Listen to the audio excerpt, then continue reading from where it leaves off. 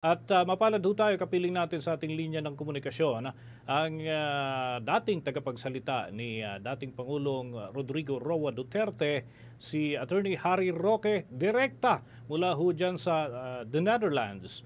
Magandang gabi po ang aming pagbati mula dito sa Pilipinas. Anong oras na ba dyan? Spokes, kumusta po kayo? Well, mabuti naman po. Magandang araw po sa inyong lahat. At ngayon po ay alas 12 ng tanghalian dito sa Dahig. Yun. Oo, kami ho'y napatawag. Makikikumusta lamang ho kami. By the way, si Bombo Dennis Hamito po ito. Together with me, si Bombo Victor Liantino. And kami ho'y makikikumusta lamang dyan sa mga kababayan ho natin. Yung inyong grupo, very active. The past days, may mga activities. Ano ho ang panahon ba ngayon dyan sa The Hague? Para lamang sa kabatiran ho ng ating mga taga-subaybay.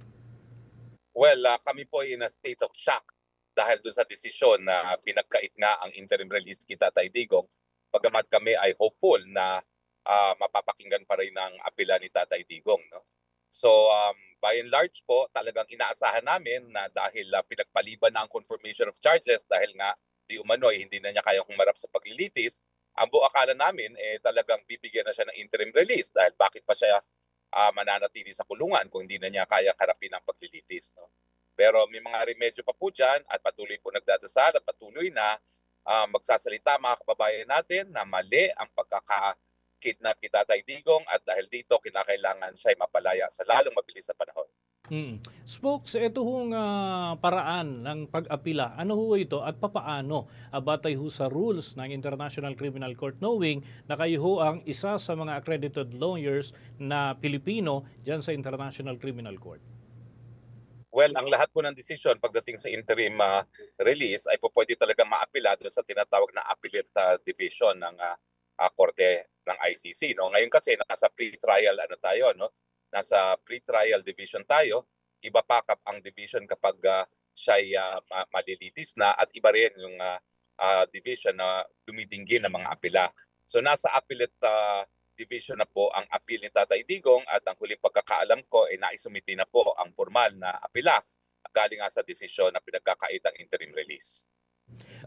Is there any chance na nagkausap na ho kayo ng legal team nitong si former President Duterte or members ng pamilya Duterte after that development, spokes? Dahil sabi nga, dun sa, nabasa din namin yung 23 pages na ano ba tawag dito, resolution, ay sinasabi yung mga statement daw ng mga kamag-anak, ng supporters, kung di ako nagkakamali.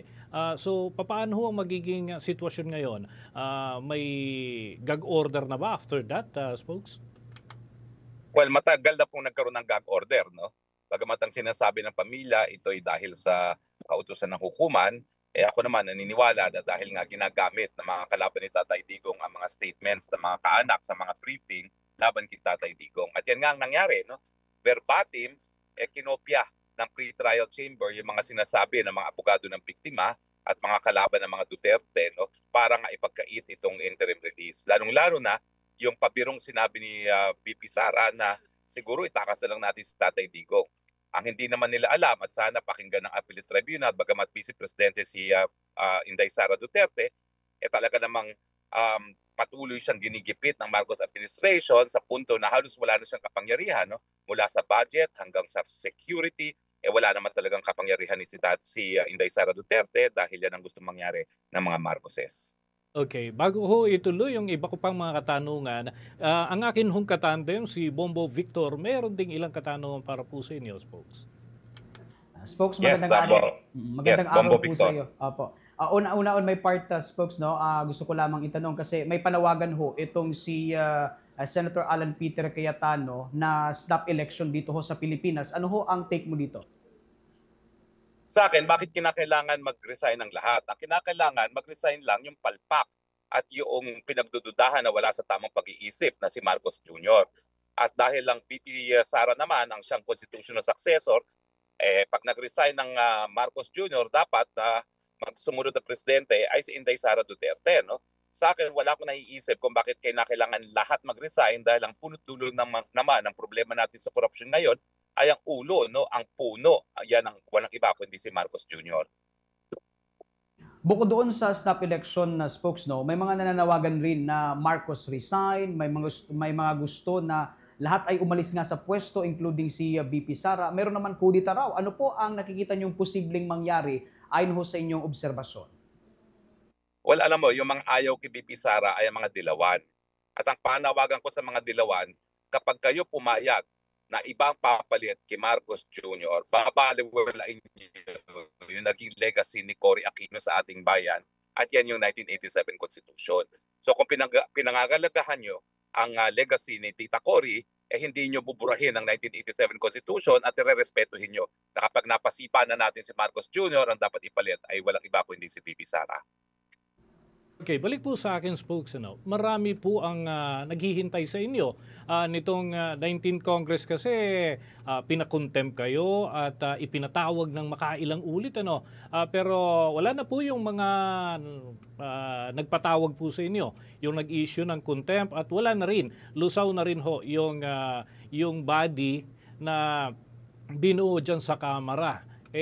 Babalik na ho ba si Attorney Roque dito sa Pilipinas? At dahil alam ko, wala naman ho kayong existing pa yata na order mula sa korte. Tama ho ba, spokes?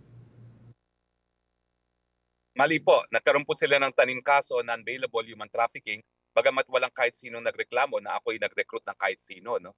So yan po nakabinbin at ako naman po ay ginagawa ko lahat ng pamamaraan para yan po ay mapawalang bisa. No? So meron po akong tanim kaso non-bailable human trafficking qualified. So ano ho ang plano po ninyo dito sa local case na kinakarap nyo sa Pilipinas? Hindi ba yan pwedeng i-represent ang inyo pong counsel kung meron, Attorney Roque, knowing na kayo ho ay may pending din na apila para sa asylum dyan ho sa the Netherlands? Well, patuloy po na kinu-question namin yung desisyon ng DOJ. Nung nakalipas ay naghain na kami ng petition for review laban dun sa pagbabasura ng Prosecutor General dun sa aming motion for reconsideration na nagsasabi na may probable cause daw laban sa akin, bagamat walang kahit sinong nagrereklamo laban sa akin. No?